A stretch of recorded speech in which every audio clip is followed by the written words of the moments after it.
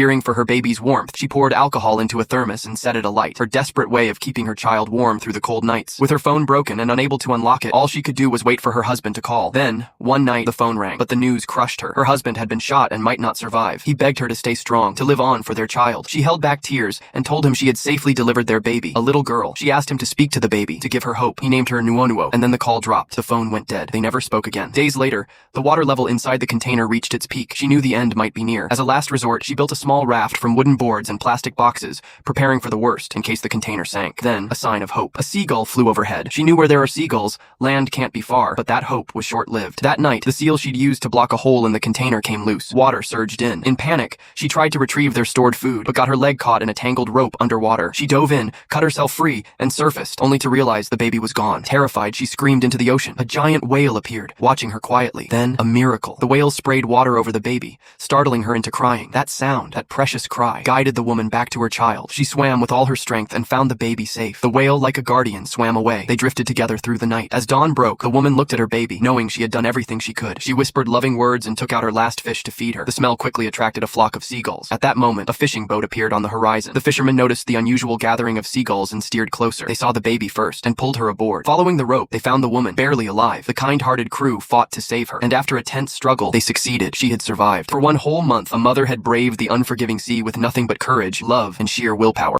Follow for more interesting videos.